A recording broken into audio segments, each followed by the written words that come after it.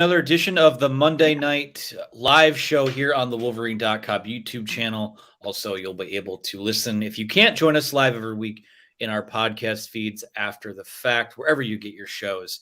Anthony Broome here, along with Chris Balas and Clayton Sayfie, as we are every Monday night. A lot to get into today. We want to talk some Michigan spring football, last full week of spring practice, leading up to the spring game on Saturday. I'm really excited about that. It's going to be an all-day affair in Ann Arbor. We'll also talk about Jett Howard, Michigan basketball, and sort of how that roster is starting to shake out here now that they're in the second full week of the offseason. And also, we'd be remiss if we didn't mention Michigan hockey heading to the Frozen Four again, the 27th time in program history. We'll hit on that a little bit later in the show. But fellas, before I bring you in, I want to talk about our friends over at Vitamin Energy. Vitamin Energy is a powerfully naturally let me try that again.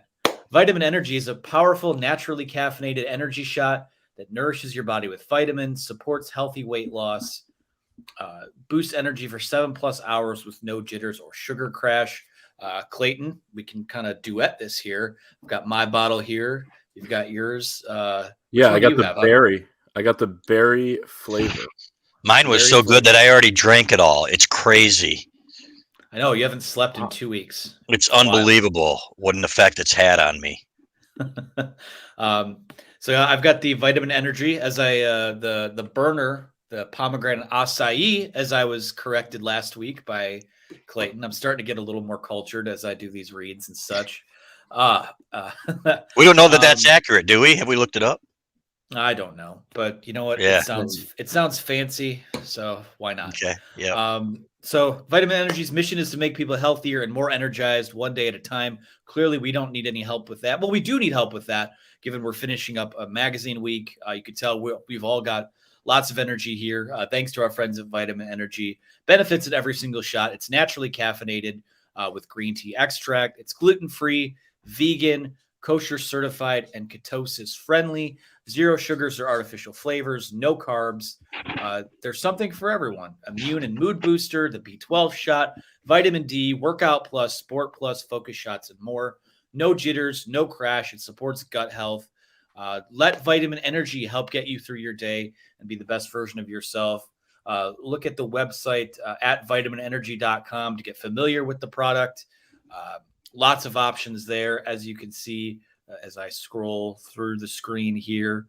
Like I said, the fat burner, the triple action immune plus, super vitamin mood. I think that's what Clayton has in his possession right now. You can even get some Vitamin Energy apparel here. So what we want you to do is head on over to vitaminenergy.com, use promo code Wolverine BOGO, where you can buy one, get one free using the code Wolverine BOGO at vitaminenergy.com. So all that information is going to be at the bottom of the screen for you guys throughout the duration of the show. So shout out to our friends over at Vitamin Energy. All right, we're going to start with spring football today. As we said, last full week of practice. I wanted to do a little bit of a maybe not quite a stock report, but we're going to play a little bit of a game of buy and sell. And I have, I believe, 6 storylines here that I want us to kind of go through. They're in no particular order. They're mixed up between offense and defense, but I'll just start it off. And we could just go with, I'll read it. Chris, you can respond. Clayton, you can go, and we'll just do the circle that way. So we'll work clockwise here. First storyline I want to hit on. Buy or sell. Chris Jenkins will be the best player on Michigan's defense in 2023. Tough one. You know what? Man, Will Johnson's going to have a huge year, in my opinion, for Michigan at corner. So Chris Jenkins, you know what? And you don't really appreciate how much these interior linemen mean to a defense most of the time, right? People would say, well, was Mazi Smith the best player on that Michigan defense last year? He might have been, right? But the numbers don't necessarily back it up because those interior linemen don't put up huge numbers. But as best defensive player, I'm going to go with Will Johnson. And so I guess I would sell that, but I love Chris Jenkins in there. I wouldn't trade him for just about anybody in that in the Big Ten in terms of interior line. Yeah, I'm selling as well. I got Will Johnson as the best defensive player on this team. He's just so dynamic. I mean, we saw the flashes last year, but I think he's going to put it all together despite being a little bit banged up here in the spring, as we've talked about. But He can play the run. He's physical. One of my favorite attributes about him. And then, I mean, just the mental side of things. Anthony and I were out at a camp that Will Johnson was hosting back in January, and we were talking to his dad, Dion, former Michigan defensive back, and we were talking about his 2 picks in the Big Ten championship game, and he said his favorite one was the one where he jumped that slant route on Charlie Jones for Purdue, because earlier in the week he was telling him, like, if this is here, I see this on film, I can get a pick on this one. And that's when his dad realized that it's starting to click for him in the film room, translating it to the field. So I am all in on Will Johnson putting it together for this season. But Chris Jenkins is great. I mean, he's going to be huge, probably number 2 on this defense, and then there's some other guys in the mix for 3, Junior Colson being one of them. But I'm going to go Will Johnson. But like you said, CB, I mean, you got to love Chris Jenkins, and he might be one of the top leaders on this defense. He'll be a captain too. Mark it down. Think so. Yeah, just the way he's leading, the way he's talking right now, the way guys are talking about him, I would think he gets voted. Yep. Yeah, I mean, we can play the semantics game with it, but just on a pure buy or sell, I'm with you guys. I do think it's Will Johnson, followed probably by Rod Moore, I would say. I think that Chris Jenkins is probably in that top 3 or top 4. And again, it speaks to just how deep this defense is, how talented this defense is, that, there's a number of guys that you could potentially, guys we might not even be talking about. Maybe Mason Graham puts it I was going to say that. Completely. Yeah, I was just going to say him. Mike Sainristil would have a case, if he has another big year. So that's a good problem to have, fellas. Lots of, not even a problem, obviously. It's just great to have that kind of depth. Absolutely. So I want to move to this next one here. Again, kind of rapid fire, but not really. We'll talk about it as much as the topic allows. We're going to go to the offensive side of the ball, and buy or sell point number 2. Michigan will open up the offense more for J.J. McCarthy. I'll buy, just because 2 things. They're not going to go away from the running game, and when you've got backs like Blake Corum and Donovan Edwards, you shouldn't. But I think you're going to see them throw more with him. I think you're going to see more Edwards on the field as a receiver. I think you're going to see JJ do some more things where they roll him out, do some more, maybe a few more things with his legs as well. So I guess I will go with buy. But yeah, it's not going to be a lot. It's going to be one of those things where he is. They're still going to run. They're going to still be a run-heavy offense with the running backs. Yeah, I'm going to buy this as well, and not like there's going to be too many drastic changes. One, I think they do like the direction of the offense and what Kirk Campbell can bring to the table as the quarterback's coach and the input that he's going to bring. But 2, just the trust that J.J. McCarthy has built up. I mean, last year he was, a 19-year-old, first-time starter in a lot of those games, game 2, 3, 4, 5, those were his 2nd, 3rd, 4th, 5th starts. So he's built up more trust. He's had this offseason now. He's going to have the chemistry with his receivers. Was talking to somebody on the field before the Indiana game, and they were saying, everybody wants us to throw more, but, the guy that they trust the most, who's the most trustworthy player on the entire team, is Blake Corum. That's not going to change this year, but I think JJ has built up, put some more in that bank, and they're going to not let him loose, but, let him, make some more plays this season. I think that they know that, that could help take them over the top and where they need to go, because when the, push comes to shove, they're going to have everything at their disposal to win a national championship, which is the stated goal for this team. Yeah, for me, I think I'm going to go the other way. I think I'm going to sell only because I don't think they need to really open it up. I think they need to convert a little bit more on the opportunities that they did have last year. I mean, think about, there's probably at least 1 deep ball per game that they could have hit on.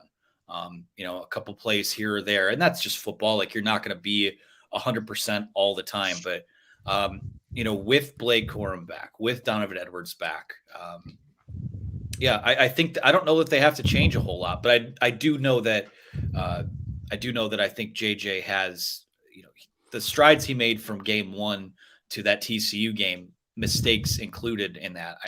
That's an important part of the learning curve too. I just think that he took that step forward, and he'll have a little more license to improvise maybe, but I don't know about open it up. Yeah, and I'll say this too, without Ronnie Bell, Ronnie Bell was huge to this offense and was one of the guys that he really trusted. So, you know what? Who's that guy that's going to step up? We don't know. So I think that's, to your point, I think that fits as well. That's a good tease. We do have, I'll just go to this one now. as it pertains to Ronnie Bell, Tyler Morris is Ronnie Bell 2.0. Buy or sell? Sell. I think he's a different. I think he's a little smaller. Number one. I think Tyler Morris is a little shiftier. I don't think he's going to be as much of a deep threat as Ronnie Bell. I think people underestimate, what Ronnie Bell could do. In terms of going up and getting balls and with his athleticism. So a little bit different style. I like him more as more of a true slot than an outside guy. So I think he'll have a great career. I don't think there's any question about it, but I like him as one of those little shifty inside receivers that can really do some things with his feet after he catches the ball more than the downfield type of guy. Yeah, I'm going to sell as well. I think that they have a lot of similar traits, but you took the words out of my mouth. I think he's going to play more in the slot. Ronnie Bell could do it all. I mean, he started his career playing some slot and, doing different things in 2018, 2019, but then just kind of took off as a lead guy the last couple seasons when he was healthy, last 3. So, I don't think Tyler Morris is quite there yet. I wouldn't rule anything out. He is listed only 1 inch shorter, but just feels like a different type of player to me. So I'm going to sell, but I still think Tyler Morris is going to have a big season. I think he's going to have a pretty big role and surprise some people this fall. And maybe we'll see him be that guy that we're all talking about on Saturday, after the spring game. Absolutely. I'm going to sell this as well. I actually think if you're looking for, I don't know if there's a 1-to-1 Ronnie Bell replacement on the roster, but I think when you look at the guys that are already there and, who has a chance to step up, that might actually be Roman Wilson. You talk about a guy who could do a little bit of everything. Probably a little bit, more of a track star to home run threat in that regard. So I'm selling that one. Let's move back over to defense. Michigan's number 2 cornerback is on the roster right now. Is it Amorian Walker? Is it Jaden McBurrows? Is that guy there right now? Buying. You know what? Even when you bring guys in, sometimes you look at Cam Good, everybody's like, oh, they're getting this guy who's going to come in and he's going to make an impact and, didn't play as much. Plus, I think Steve Klingscale is such a great teacher that he's going to get the most out of his guys on that team. And I think Amorian Walker by the fall is going to be more than serviceable at that other corner position. I think you're going to see Mike Sainer still play some there with Rod Moore coming down to play some nickel. There are lots of things they can do. Miles Pollard's another one that we keep hearing about. So I like the teaching. I like the talent. I think by fall, one of those guys will be the guy with his backup also being on the roster. Yeah, it'll be interesting to see if they do anything or what they do when the transfer portal opens up on May 1. But I would say right now, for me, the bet is that guy's on the roster, whether it's Amorian Walker, Miles Pollard, Jaden McBurrows, somebody else. It's just kind of easier for me to bet on that. And, sometimes we forget when the season ends and just about everybody comes back. And then you look at, all right, where are the holes on the roster? Well, corner, you don't have a guy that has a ton of experience there other than Will Johnson. But guys get better. Guys step up. I think we're going to see that with McBurrows being healthy finally this season and all that. And speaking of Cam Good too, by the way, saw him the other day in the parking lot, passed by him. He looked like in really good shape. So maybe we'll see a little bit of an impact there. Chris Jenkins mentioned him as a potential pass rush threat along with some other guys this year. So I like the Cam Good. You transferred in, he didn't make a huge impact. Hey, I'll come back. They got a spot for me and we'll see what he's able to do this year. But yeah, I'm gonna buy that the guy's on the roster. In terms of the corner. Yeah, I'm buying as well. Again, it always comes with the caveat. It depends on who becomes available and what the connection to the coaching staff or guys on the roster is. I mean, we saw them add Yabi Oki, 15 days before the season started last year. And it helped that they had the Biff Poggi connection. That's probably, to be frank, the only reason that he wound up at Michigan and not at Michigan anymore. But because I all options are always on the table, but I am buying that that with another few months of conditioning and a full camp. And let's not forget this either. They're going to have a pretty easy non-conference schedule again, where you're going to have these guys. You can extend this battle or whatever it might be into the season, and guys improve throughout the course of the year too. I mean, I think that something that got lost from the COVID season was, Vincent Gray and Jamon Green were terrible early on. And one of the lone bright spots of that season is that as the year went on, they got better and played better. So guys always improve. Guys improve from start to finish every single year. We've seen it. There are better examples of that. It's just the one that popped in my head. But I do think that the number 2 corner is on this roster right now. Have a couple more of these for you. Buy or sell. The Michigan offensive line will be better than last year's. Selling on that. Man, I think Oluwatimi is one of the best centers that's ever played here, or had one of the best seasons. Clearly, winning the Remington Award. Big question mark there. Love the guards. And at tackle, we don't know what Ladarius Henderson's going to be. He's kind of been penciled in there. And then on the other side, you've got some good options. But the other guys, you know what? I just don't think I think it's a lot to ask. Let's put it that way. Ryan Hayes was undervalued here, and he played a lot of football here. So to me, it's still going to be very good, but just a notch below what it was last year. I hate that we're all agreeing so much, but yeah, I'm going to sell here as well. It's a high bar to reach. I mean, 2 years in a row, and I thought last year's was probably better than the year before. Olu being a huge reason for that, and the guards being a year older. But I mean, hey, that interior is still going to be really strong. I think Drake Nugent will win the center job. I think those two guards, Trevor Keegan and Zach Center, if they stay healthy, will be absolute beasts on the inside there. And then you got to figure out tackle, but plenty of options. I think it's going to be very, very good. But I will say a little bit worse than last season. And that's not saying a whole lot, because I still think they're going to be very, very good. Yeah.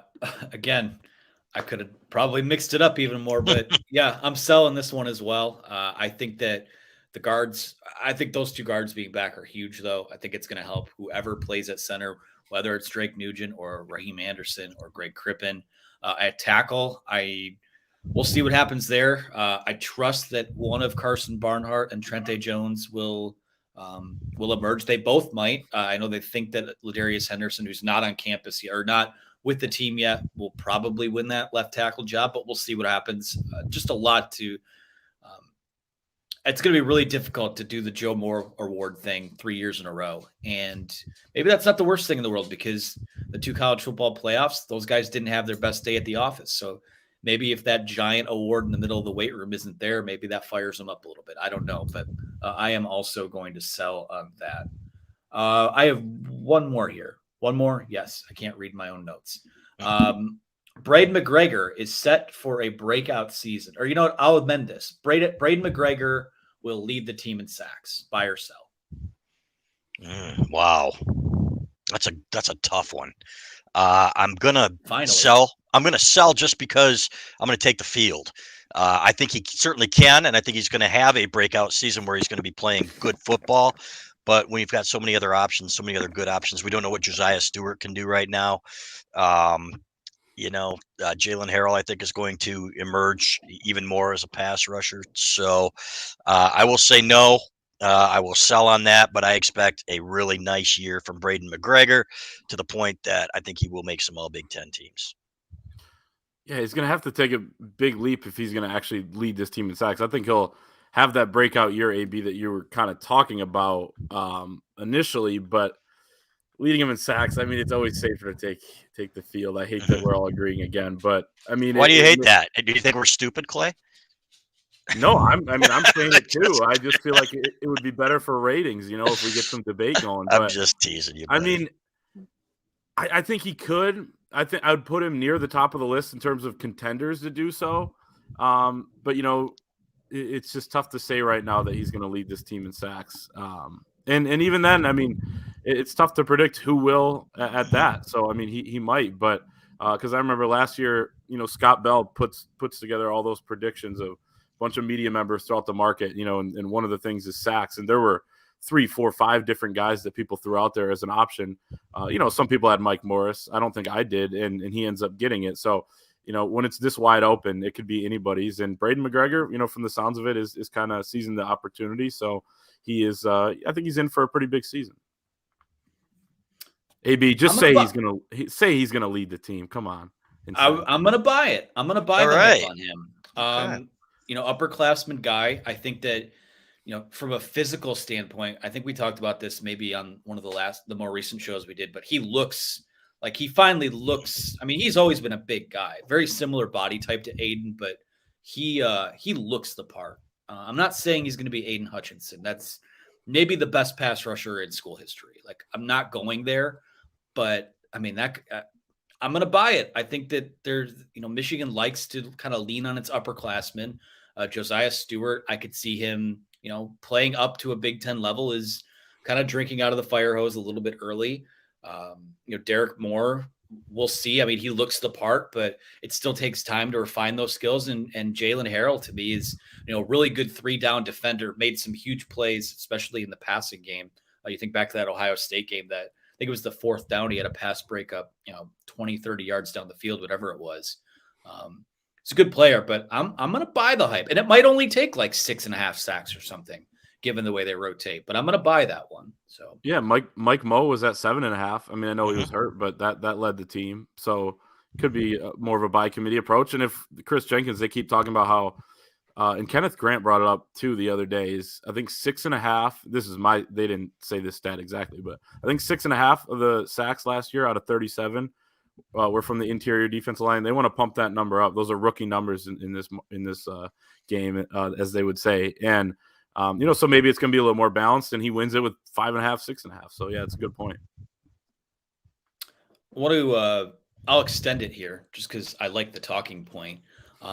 This pass rush rotation in general, when you look at the guys that fill out the top of the depth chart, it's going to be Braden McGregor, Jalen Harrell, Derek Moore, Josiah Stewart. It looks a little bit different. Obviously, no Yabioki, no Mike Morris. I feel like, am I missing someone else? No Taylor Upshaw. He transferred out. So are you buying that this pass rush group can or will be better than last year? Because I do think there's a little more.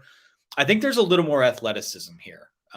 Last year's group, Yabioki was pure athleticism, but you didn't have, Aiden Hutchinson was an elite athlete. David Ojabo was an elite athlete.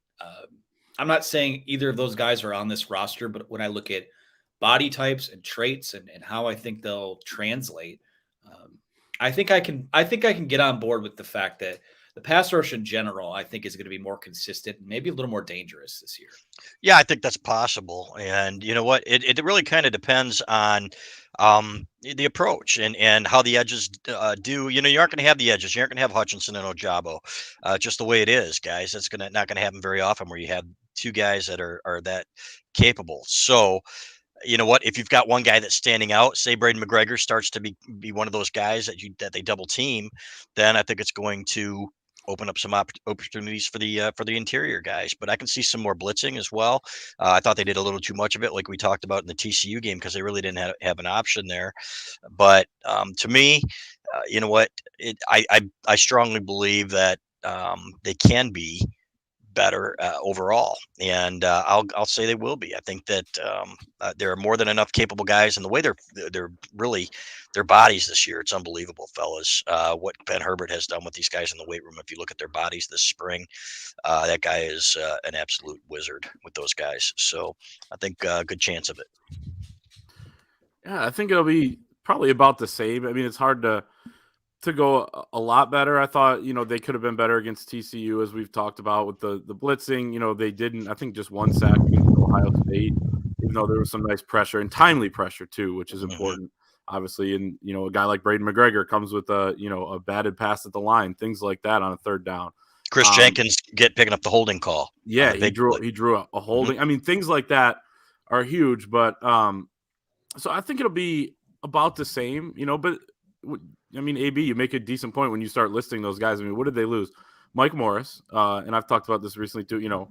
I think he had 1.5 sacks after the midway point of the season. Still won Big Ten Defensive Lineman of the Year, was a big part, of that defense. But there's a lot of production that could come back if a guy like Derek Moore takes a step, and they get more from the interior, and potentially the blitz packages are successful again. Then I think it could be better, but I'll say it's going to be, in terms of sack numbers, they had 37 last year. That ranked 19th in the country. Of course, they played a game or two more than some other teams out there.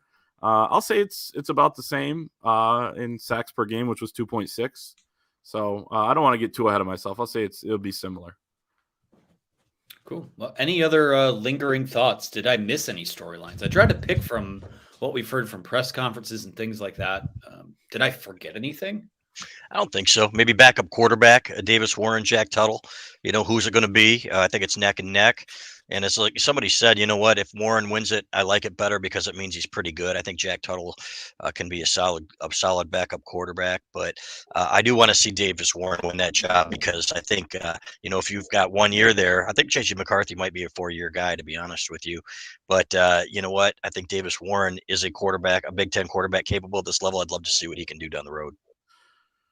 Yeah, that's a good point. I mean, it would be better probably for the future if Davis Warren ends up being the guy, and it could change throughout the season, as we saw last year. I think one road game they traveled one of them, and one road game they traveled the other in terms of Alan Bowman, Davis Warren, or traveled both. So it could change throughout the season, but it probably would be better long term if Davis Warren's the guy. But at the same time, I mean, in the short term, if J.J. McCarthy does have to go out and you have to go to a number 2 guy, I may trust Jack Tuttle a little bit more just because of experience in the Big Ten and things like that. So it'll be interesting to see how that plays out in terms of picking one. Right now, I'm going to say Jack Tuttle does it, but I'm excited. Those guys are going to get a lot of run on Saturday, so we're going to learn more about each of those guys. And Davis Warren could be another big talking point coming out of the spring game. He was kind of the star last year. Was my number 1 overall pick in the spring game draft, which we were. I guess we can announce that here. We'll be doing that at some point on Tuesday. So I think we're going to pre-record that and put it out and have some discussion points around that. So excited for that. Excited for the spring game in general. We'll probably preview it, I would say, probably a little more in detail for our Thursday podcast. But yeah, I mean, the overwhelming storyline to me from this spring for them has been it's just a continuation of what's been. And it's crazy to think, physically, everyone looks a little bit bigger. It sounds like guys are a little bit faster. This team, I think, by fall camp has a chance to be as healthy as it's been in a while. There have been some guys banged up, but with spring practice we're running down here. I just the mission remains the same, and I've heard nothing to suggest that the goals that they have ahead of them are in jeopardy at all. What do you guys think? Yeah, you know what? This is going to be the team that's going to be favored to win the Big Ten, and they should be. I think. I don't think there's any question about it. I think the culture is there. I've always said it takes one championship for guys to know how to win a championship, and then you get it back. It used to be where every 4 or 5 years, there was always somebody in a class that was helping teach the younger guys what it takes to be a champion. I think we're at that point again now in Michigan football. So the goal now is to figure out the NIL stuff and to keep that going. It looks like they're making progress in the 24 season, but I really do like where this thing's headed. I do like the culture of this team. I like the leadership. I love the coaching staff. So it's nice for Michigan to be Michigan again. Harbaugh several years ago at Big Ten Media Day was kind of referring to things like an anaconda, gets tighter and tighter and tighter and better. Kind of the grip on things. I feel like that's been the case from 2021 to 2022 and now into 2023, where last year you heard all those guys talking about the little details that they're trying to fix and that they're trying to get better at, in order to take that step. And they didn't necessarily take the step from semifinal to national title game, but that was a better team, 13-0, 13 wins, first time in program history. Now they can take that next step. And as you said, AB, I haven't heard anything to suggest that that's not going to be on the table. It's still going to be very, very, very, very, very tough to do. But, they got as good of a chance as anybody.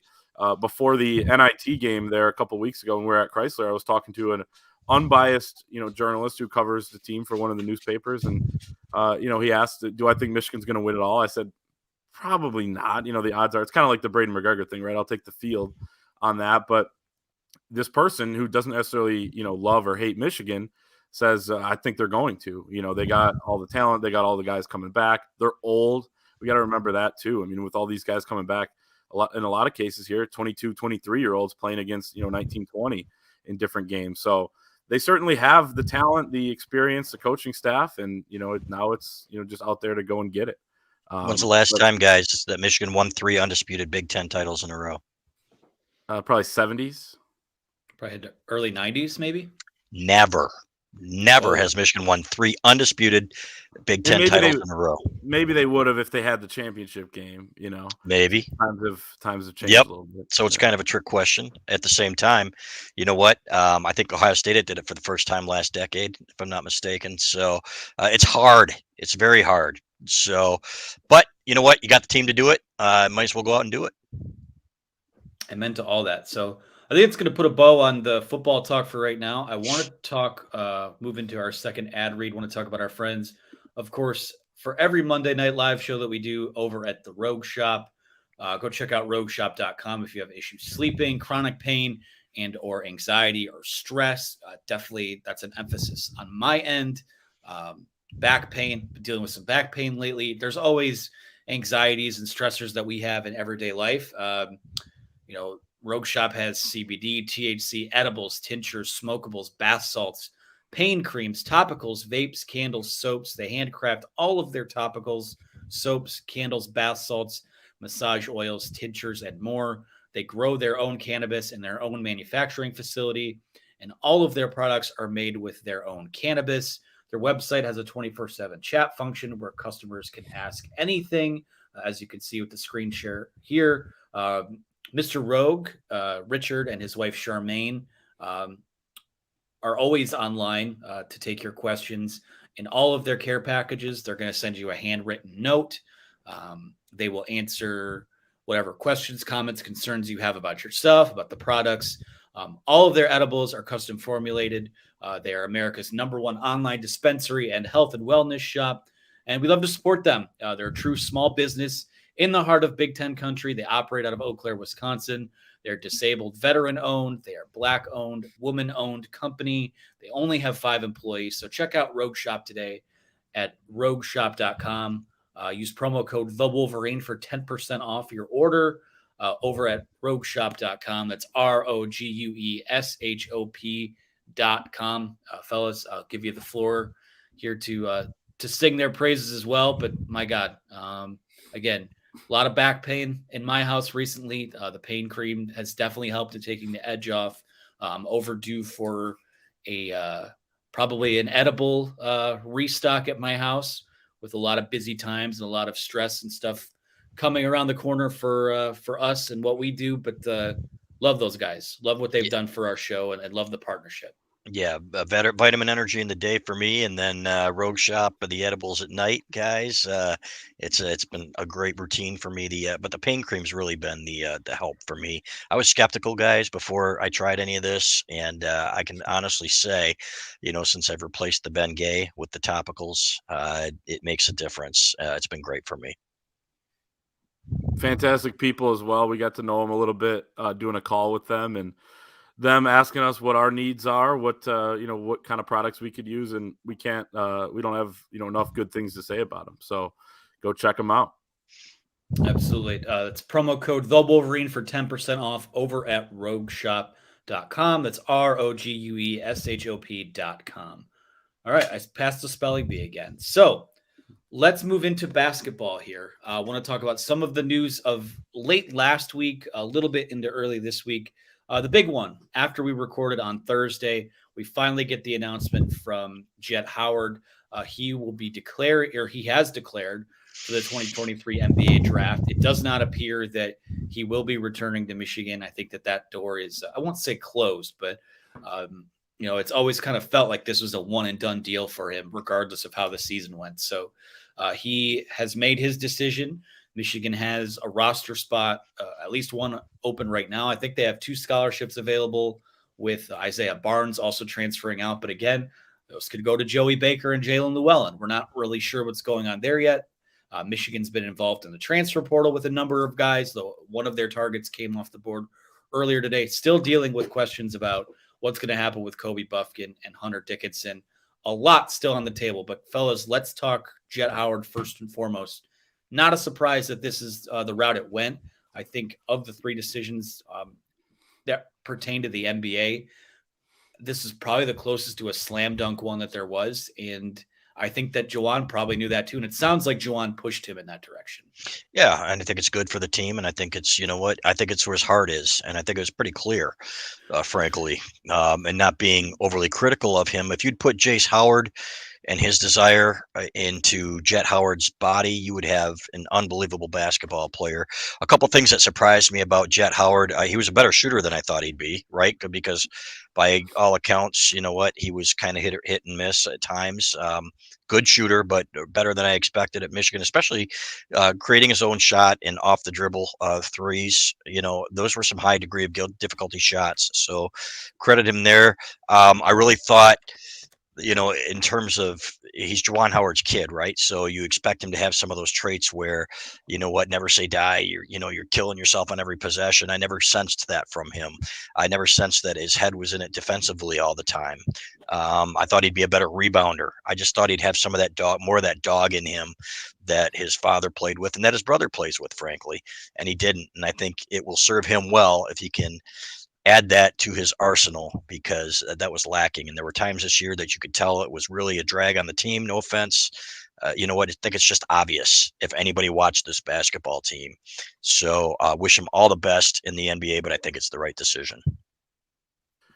Yeah.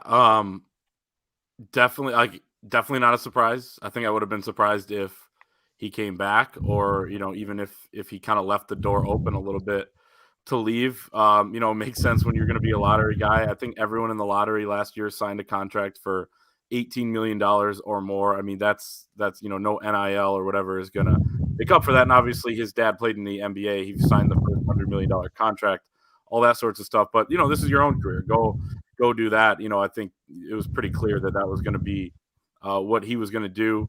You know, certainly a loss for Michigan. You know, that type of shooting, you just can't replace. I mean, you know, say what you will about shot selection, and obviously I had my, you know, definitely concerns about Jett's ability there, and stated as much. But to get off 212 3-point shots and to make 78 of them, 36.8, you know, pretty good. Not, you know, an elite percentage, but in terms of volume and in terms of, as you said, Chris, I mean, the shot, you know, degree of difficulty on some of those with off the dribble, off the catch, you know, being able to raise up over anybody, even if it's semi-contested.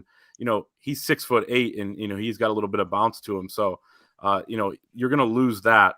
It's unfortunate for Michigan that they didn't totally click with him on the offensive end as well as the defensive end during his time there. I mean, it'd be one thing if the offense was, you know, fantastic with him in there or whatever, you know, and then you kind of take what you get on defense and in the rebounding department, which was not much.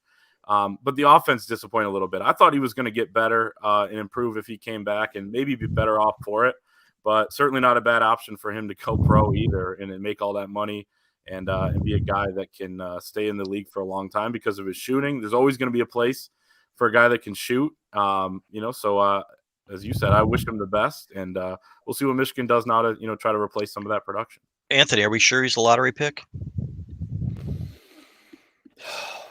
Man, probably, just because you're taking flyer, you know, after the first 5 or 6 picks in an NBA draft, really after like the top 3 or 4, everyone's just taking a flyer on traits, potential, and sometimes it's about who you know. I mean, I have no doubts that he'll be a first round pick, given that his dad's connections, and even despite, you know, there's plenty of film out there from him in the Big Ten season where his efficiency dropped off, and obviously the effort or the aptitude, whatever it was on the defensive end of the floor, the want to, I guess, just wasn't there. And he hasn't really fallen in any of these mock drafts. So I'll say probably because, again, the shot looks good. He's a 6'8" guy that can, you know, obviously has the experience in shooting on the volume of attempts that he might get in the NBA.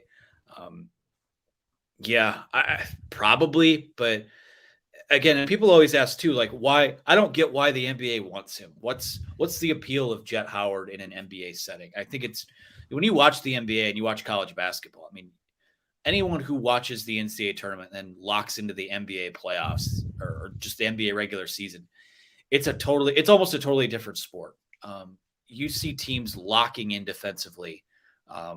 in all these games on both sides of the equation. And people will also say, well, gosh, it never looks like he wanted to play for his dad. He should have just gone to Tennessee. Tennessee had the number 1 defense in the country this year per Ken Pop. So a lot of the things that he did and got away with at Michigan probably wasn't going to be able to get away with there. So for me, he has to get better there. But I think when you look at what his role in the NBA is ultimately going to be, he's going to be a guy that comes off the bench and hits shots for you. He's not a 3-and-D wing. He's not I don't see him being the next, Jason Tatum or Jaylen Brown or anything like that. He's kind of a freewheeling, he's a shooter. And when you go to the NBA, there's a premium on that now. We have teams scoring 120, 130 points a night now. I remember I grew up a Pistons fan. They used to beat teams like 72-65. That was like less than 20 years ago. So it's a different game now. And you got to wonder, and it might sound like piling on. I don't care how it's taken, but the fact of the matter is, for what he's going to ultimately be in the NBA, he's probably going to get better coaching and better player development than he would have got if he came back for another year. So that's a long-winded way of me saying probably, but again, I don't see him. I see him as a high floor player, but not really that high of a ceiling, in my opinion. Quite an indictment too when you say wouldn't fly at Tennessee, but he got away with it at Michigan. If you think about it, for competitors only, and as much as Jett Howard preaches defense, that part was absolutely disappointing. Yeah. Do we have anything else on Jett Howard, Clay? Wish him well. I hope he kills it. He's a great kid. He really is. He is for sure. I think he could be good in the NBA. He's got the tools to potentially be good on defense and rebounding and be that type of guy. I mean, he's 6'8". He can shoot. I will say, in terms of development in the NBA, is it better than Michigan? I mean, not if you're not playing in games as a rookie. You might as well be getting experience, at the same time you're making money while doing that. So that's part of the debate. And then the Tennessee, I mean, it probably just wouldn't have flown there because I think they were a deeper team than Michigan and frankly, a better team all season long. So, there are definitely more options for Rick Barnes to go to. Rick Barnes, by the way, just fantastic regular season coach. But, so maybe that's part of it. But, yeah, we'll see what Jett Howard does. Excited to see him in the combine. Excited to see him, in the summer league coming up and wishing him a healthy recovery as well. I think the thing that bums me out the most about Jett Howard and Jett Howard discussion is that there's really no way you could chalk it up or can discuss it without someone having some sort of shot taken at them or it being an indictment on how the other guy played. It's best for both parties, especially since his stock hasn't really been affected all that much to move on. So we'll see what happens from there. We'll say this about Michigan guys in the NBA draft. I mean, I feel like for 15 years, on message boards, on social media, there's always, I really don't see it. I don't know. I don't think he's ready to go. And almost all of these guys over the last 10 to 15 years have gotten some kind of second contract. Duncan Robinson made like $80 million. Tim Hardaway Jr. has made a bunch of money. Franz, people were saying Franz shouldn't have gone. Yeah. I think it's anytime someone leaves, there's always, unless a guy leaves for the draft and he's LeBron James, he's never ready, right? I think it's kind of at times can be like a coping mechanism for fans or frustrations about potential, whatever it is. But let's speak about the other guys on the roster now. Kobe Buffkin, Hunter Dickinson, obviously the next dominoes to fall. I think you're looking at next year's ceiling is going to be dependent on, to me, what one or both of those guys wind up doing. If you lose both, it would kind of be a disaster. But do we have any, is there any smoke to what either of those guys are thinking right now? Yeah, I wrote an article on that today. Hunter Dickinson, we think, is going to be coming back. I think Kobe Buffkin is probably leaning towards leaving. And I think Clay saw his Instagram post where he's sitting courtside at the Phoenix Suns game. I think what we heard is that he was out west and maybe talking with agents in LA. We haven't confirmed it, but there's a lot of smoke around that too. I was talking to a former basketball coach, a high profile coach recently, who said, when that happens, guys kiss him goodbye, man, when they get a taste of that. I remember when Ignas Brazdeikis was in Vegas getting wined and dined and courted. I'm like, you know what? This dude's not coming back. So I think Kobe Buffkin will go through the process. I think if he has a solid NBA draft combine performance, that he's as good as gone. So it's unfortunate, guys. It's kind of like those guys that Beeline used to develop, and you get 2 years out of them. You're thinking, man, this was supposed to be a 3-year guy at least, and now we're starting over again. But that's the reality of college basketball these days. So if he goes, he goes. And again, you wish him well too. You also wonder what might have been. Yeah, it's kind of that blessing and curse that Michigan's had, and especially under John Beeline, when he would find guys that were a little bit under the radar at times. He got some blue chip guys, obviously Iggy being, kind of one of them, but a little in a far away place. But and then they develop them too quick, and then they leave. It's like, oh man, we didn't even fully get to see what this guy was going to be. It feels like that a little bit with Kobe. Just because he was very good this year, but it was even maybe the back half of the season where he was better, and which is a testament to his development. But it's also like, man, we could kind of see what he was going to become if he sticks around, and he might. I still think it could come down to what his stock looks like after the combine. You can still get an agent and come back, so we'll see. We may be waiting till the first day of June, or it's actually the last day of May, I believe, right? At the deadline at 11:59 p.m. So we could be waiting to see on that, but I would guess he goes too. I mean, not many guys that are projected first round decide to come back. And then Hunter Dickinson, I mean, he's the guy you want back number one no matter what anyway.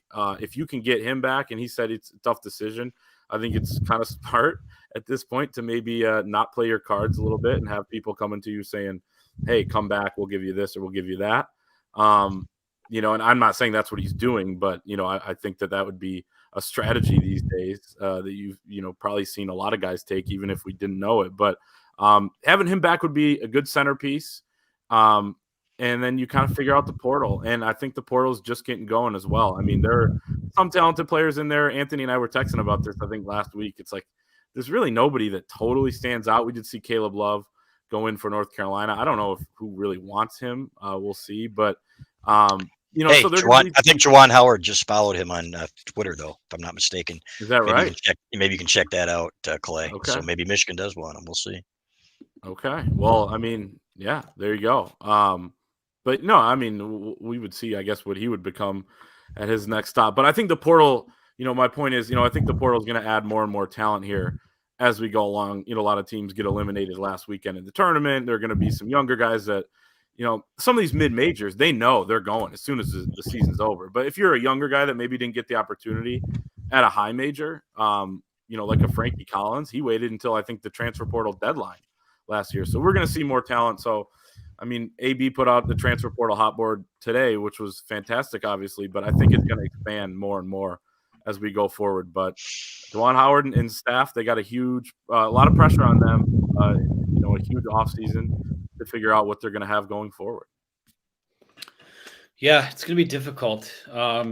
If you're someone right now that is looking at the transfer portal and going, gosh, there's just nothing out there, just also give it time, because it is going to, there are going to be guys at other schools that might be pretty good that get recruited over for some reason that become available. And like I said, it's going to go all the way up to that deadline. And it changes quick. I think when just speaking about, On3's transfer portal rankings, I think the day that it came out that they were talking with BJ Mack from Wofford, I think he was like the 14th rated transfer or something like that. And a couple of days later, because of the flurry of activity, when I put out the hot board earlier today, he's sitting there at 67th overall. And I think he's a pretty good fit. It depends on what the roster looks like. But right now, it doesn't look great, especially if you lose a Kobe Buffkin. Back to Kobe's decision for a second. I think when you talk about some of these guys that wind up coming back, they cite unfinished business. But Michigan isn't just a player away from being a national championship team, even if both he and Hunter come back. They have some pieces we like, but there's a lot that needs to kind of get sorted out and guys need to develop. So if he goes, I don't blame him. I think if he comes back, he could be a top 10 pick, though. I truly believe that. What a lot of times when these guys leave, you go, you know what? I think they're probably as ready as they're going to be. But we'll see what happens. Any other thoughts on Isaiah Barnes is out. That's not a big surprise. Do we have? We don't need to give names, but I would think there's still some roster movement coming. Yeah, I think Terrence Williams comes back too, along with Hunter. Wants to get his degree, and we've had people have spoken with him. We said that he wants to be back. I think he wants to atone for a down year as well. So we'll see. But lots of room. But there's plenty of opportunity here too, guys. Look at all the teams right now in the tournament that were replenished via the portal. And you don't know how they're going to mesh. Maybe you get the right mix, and if you got, like you said, Hunter Dickinson there, that's good. But guys, I got 4 minutes here. I got a quiche in the oven, so let's talk some hockey and get out of here. I've never heard the quiche in the oven. I've heard my dog ate my homework. I've heard left my backpack in my dad's car. But, yeah. That's code for I have 7% battery. So let's get our asses going here. Okay. Do you have a quiche in the oven though? I do not. No. So. All right. Oh my God. All right. Well, really quick before we get into hockey, we did have a super chat earlier from Shane Johnson for $4.99. It says 2 national titles in 10 months, Tampa to Houston. Actually, it's a perfect segue to this. He says, let's FG Blue. CB, I got my finals ticket. Chances of seeing it. You owe me a Quinnipiac scouting report and Loveland's weight. So yeah, I'll let you guys settle that. Quinnipiac is a defensive team, Shane. So I like Michigan's chances here. You know what? I really do.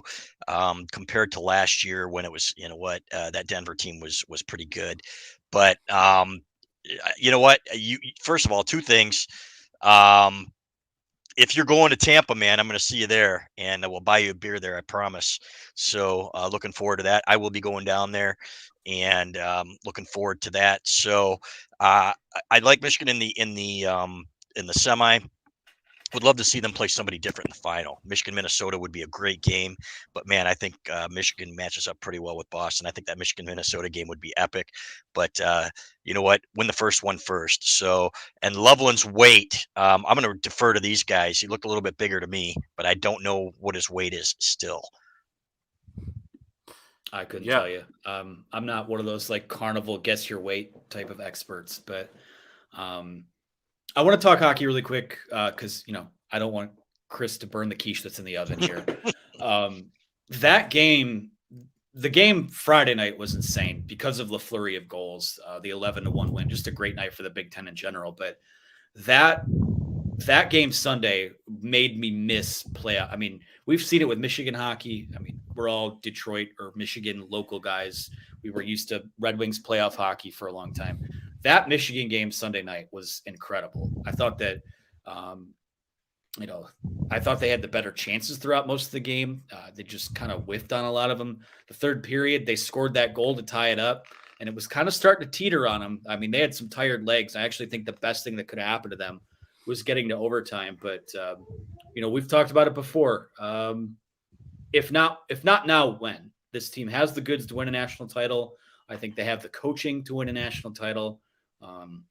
It just it feels different this time around. Like you're not waiting for some weird bounce to happen and the season gets derailed. I legitimately think that this team, I can't definitively say, but I think they're gonna do it. They just have this grit about them I really like. Yeah, and it takes some luck, guys, like for any championship, right? So I think they certainly have it. Eric Portillo still needs to play well, and he has. He needs to play as well as he did against Penn State if you're going to beat some of the elite teams out there. But I think the pressure's off now because they were supposed to get to the Frozen Four, right? Now you're playing elite teams, and just let it all hang out and go play. So you could tell they were pressing against Penn State there in the second period when the clock's ticking and they need the goal.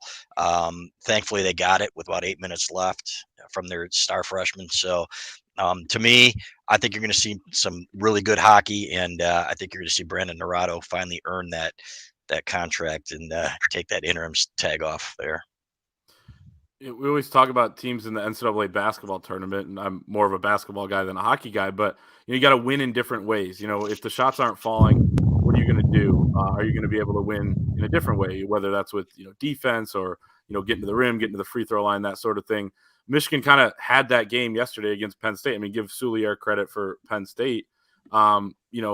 just felt like they couldn't get that one goal. Then they get it from Fantilli, and I love the confidence from him too, talking to the broadcast team, saying we're going to show that we're the best team in the country in this next period. And 52 seconds into overtime, they score, and they're moving on to the Frozen Four for the 27th time. Brandon Naredo, second ever Michigan coach to take the team to the Frozen Four in his first season, joining Mel Pearson, his predecessor. But I will say this: if not now, when? I think this program's in really, really good and capable hands. I think they could get it. I'm not saying don't go win it, right? But I just think that they're building that momentum and continuing that momentum that they had under Mel Pearson. Off-field issues or off-ice issues aside, so I think they're going to be in this type of position a lot. That's, it's no guarantee. That's why you go win it when you can. And I do think they have the team to do it. And you look at Minnesota on the other side. I mean, that's a team you just went up to Minneapolis and beat. So, there's definitely an opportunity there. Quinnipiac is going to be challenging, though. They also have the number 3 scoring offense in the country too, as well as the number 1 defense. So it's going to be a challenge. And, you hope it at least gets to that final game, because anything can happen there, and potentially end with Michigan mobbing each other after a national title. Absolutely. So again, they've been in this spot before. I'm not saying that they won't ever be there again, but God, you've got the bird in hand, and I think you've got probably the most talented roster. So it'll be a lot of fun to see.